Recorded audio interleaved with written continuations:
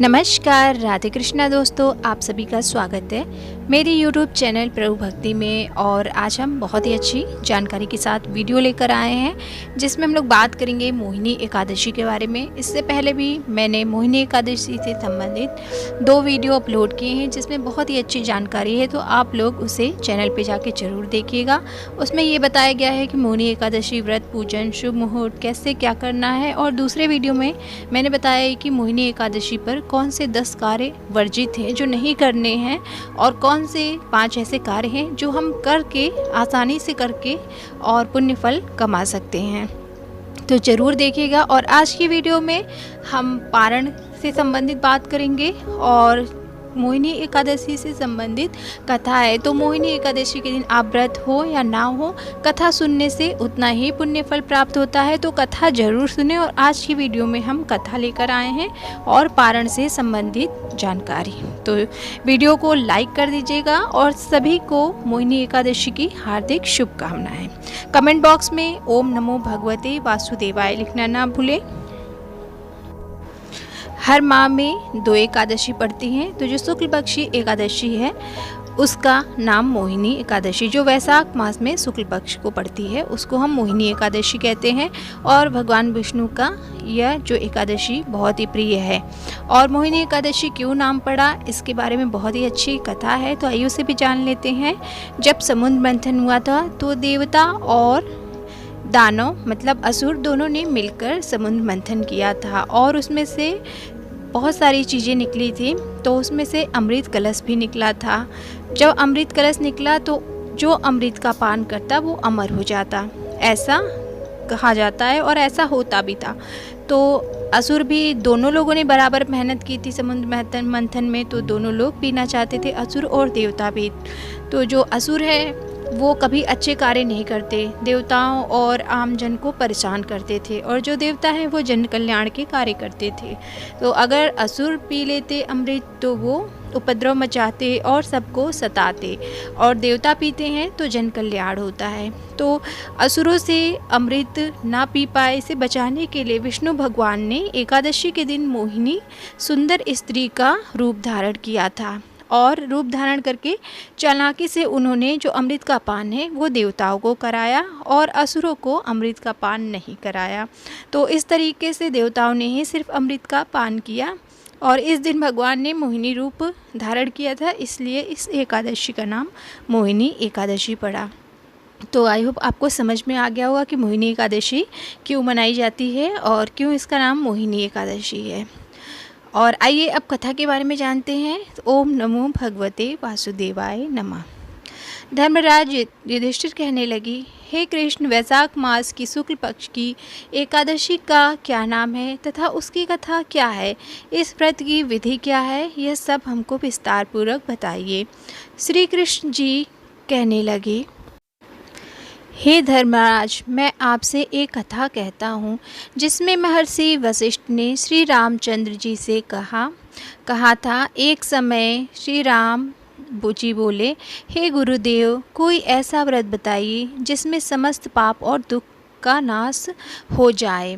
मैंने सीता जी के वियोग में बहुत ही दुख भोगे हैं। महर्षि वशिष्ठ बोले, हे राम, आपने बहुत ही सुंदर प्रश्न किया है। आपकी बुद्धि अत्यंत शुद्ध तथा पवित्र है। यदि आपका नाम स्मरण करने से मनुष्य पवित्र और शुद्ध हो जाता है तो भी लोकहित में यह प्रश्न अच्छा है। वैशाख मास में जो एकादशी आती है उसका नाम मोहिनी एकादशी है। इसका व्रत करने से मनुष्य सब पापों तथा दुखों से छूटकर मोह जाल से मुक्त हो जाता है। मैं इसकी कथा कहता हूँ, ध्यान पूर्वक सुनो। सरस्वती नदी के तट पर भद्रावती नाम की एक नगरी में द्युतिमान नामक चंद्रवंशी राजा राज्य करता था। वहाँ धन्य धान से संपन्न व पुण्यवान धनपाल नामक वैश्य भी रहता था। वह अत्यंत धर्मालु और विष्णु भक्त था। उसने नगर में अनेक भोजनालय, प्याऊ, कुएं, सरोवर, धर्मशालाएं आदि बनवाए थे। सड़कों पर आम, जामुन, नीम आदि के अनेक वृक्ष लगवाए थे। उसके 5 पुत्र थे, सुमना, सद्बुद्धि, मेधावी, सुकृति और धृष्ट बुद्धि। इनमें से जो पांचवा पुत्र धृष्ट बुद्धि था वह महापापी महादुष्ट था। वह पितर आदि को नहीं मानता। वह वैश्या दुराचारी मनुष्य की संगति में रहकर जुआ खेलता और पर स्त्री के साथ भोग विलास करता था तथा मद्य मांस का सेवन करता था। इसी प्रकार अनेक कुकर्मों में वह पिता के धन को नष्ट करता रहता था। इन्हीं कारणों से त्रस्त होकर पिता ने उसे घर से निकाल दिया। घर से बाहर निकलने के बाद वह अपने गहने कपड़े बेचकर अपना निर्वाह करने लगा। जब सब कुछ नष्ट हो गया, ख़त्म हो गया, तो वैश्या और दुराचारी साथियों ने उसका साथ छोड़ दिया। अब वह भूख प्यास से अति दुखी रहने लगा। कोई सहारा न देखकर चोरी करना सीख गया। एक बार वह पकड़ा गया तो वैश्य का पुत्र जानकर चेतावनी देकर छोड़ दिया गया, क्योंकि उसके पिता बहुत ही नामी व्यक्ति थे। मगर दूसरी बार फिर पकड़ में आ जाने पर राजआज्ञा से इस बार उसे कारागार में डाल दिया गया। कारागार में उसे अत्यंत दुख दिए गए। बाद में राजा ने उसे नगरी से निकल जाने को कहा। वह नगरी से निकलकर वन में चला गया। वहाँ वन्य पशु पक्षियों को मारकर खाने लगा। कुछ समय पश्चात वह बहेलिया बन गया और धनुष बाण लेकर पशु पक्षियों को मार मार कर खाने लगा। एक दिन भूख प्यास से व्यथित होकर वह खाने की तलाश में घूमता हुआ कौंडिन्य ऋषि के आश्रम में पहुँच गया। उस समय वैशाख मास था और ऋषि गंगा स्नान करके आ रहे थे। उनके भीगे वस्त्रों के चींटे उस पर पड़ने से उससे कुछ सद्बुद्धि प्राप्त हुई। वह कौंडिन्य मुनि से हाथ जोड़कर कहने लगा, हे मुनि, मैंने जीवन में बहुत पाप किए हैं।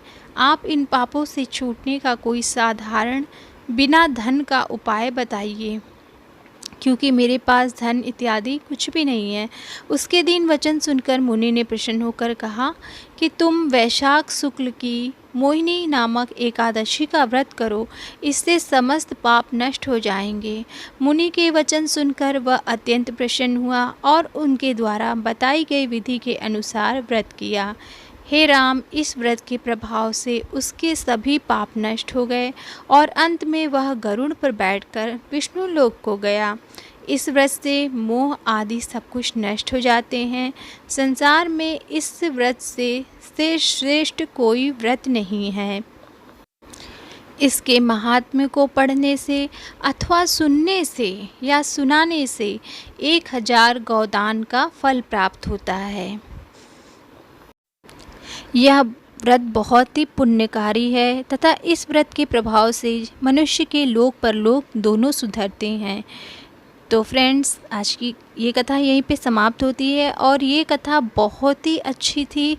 और वैशाख मास चल रहा है और भगवान विष्णु का बेहद प्रिय माह है, तो आप भी एकादशी का व्रत रखें, और व्रत नहीं भी रखते हैं तो आप दान पुण्य के कार्य जरूर करें, क्योंकि गर्मी का महीना है और ऐसे में आप पशु पक्षियों की सेवा, गौ सेवा, और आप जगह जगह राहगीर के लिए अगर आप सक्षम हैं तो राहगीरों के लिए जलपान की व्यवस्था करें, तो इससे बहुत ही पुण्य फल प्राप्त होता है। और आंकड़े, पीपल, बड़ और अनेक प्रकार के वृक्षों के सींचने से भी पुण्य फल प्राप्त होता है। तो आप इस तरह के अच्छे कर्म करके अपने दुखों को, कष्टों को खत्म कर सकते हैं। तो आइए अब जानते हैं एकादशी व्रत पारण का शुभ मुहूर्त और पारण कैसे करना है, और पारण करने के समय आपको सर्वप्रथम क्या खाना चाहिए ये भी हम जानेंगे। वैदिक पंचांग के अनुसार वैशाख माह की शुक्ल पक्ष की एकादशी तिथि 18 मई सुबह 11:22 पर शुरू हो रही है और इसका समापन जो है वो 19 मई को दोपहर 1:50 होगा। हिंदू धर्म में उदया तिथि को बहुत ही महत्वपूर्ण माना जाता है। ऐसे में मोहिनी एकादशी व्रत 19 मई 2024 रविवार के दिन रखा जाएगा। वहीं इसका पारण 20 मई सुबह 5:28 से सुबह 8:12 के बीच किया जाएगा। तो जो पारण है आपको 20 मई को सुबह 5:28 से और 8:12 तक करना है। तो आप इसी बीच में पारण करेंगे और आप जैसे दैनिक पूजा करते हैं वैसे सभी देवी देवताओं का पूजा कर लेंगे सुबह। और उसके बाद आप पूजा पाठ करने के बाद आप जब व्रत का पारण करेंगे तो आप प्रसाद खाकर ही व्रत का पारण करें। और चावल तो बिल्कुल भी नहीं खाना है कि आप चावल खा लें जब व्रत अपना पारण करें तो नहीं, सबसे पहले आपको प्रसाद फलाहार खा के ही पारण करना है। तो ये पारण विधि है और इस तरीके से पारण करना है। और दान के लिए कुछ वस्तुएं ज़रूर निकालें, पशु पक्षियों को ज़रूर कुछ अन्न डालें अपने छत पे या बालकनी में, और इस तरीके के शुभ काम करें। ब्राह्मणों को भी दान दें और गरीब जो व्यक्ति हैं उनके लिए भोजन या पानी की व्यवस्था भी करें। तो इस तरीके से आप अपना पारण कर लेते हैं। पारण करने के बाद आप अपनी दैनिक चर्या कर सकते हैं। और अगर आप अच्छे से व्रत रहते हैं नियमों के साथ और पारण भी नियमों के साथ करते हैं तो भगवान विष्णु और माता लक्ष्मी बहुत ही प्रसन्न होते हैं और आपको जो व्रत है उसका पूरा फल मिलता है। इसीलिए पारण का जो समय है वो उचित समय पे करना चाहिए, जब द्वादशी लगती है तब पारण करना चाहिए। आई होप आपको ये जानकारी अच्छी लगी होगी और कथा भी अच्छी लगी होगी। तो चैनल को सब्सक्राइब कर लीजिएगा और वीडियो को लाइक ज़रूर कर दीजिएगा। मिलते हैं हम नेक्स्ट वीडियो में इसी तरीके की जानकारी के साथ। तब तक के लिए राधे राधे और सभी को मोहिनी एकादशी की हार्दिक शुभकामनाएं। जय श्री हरि।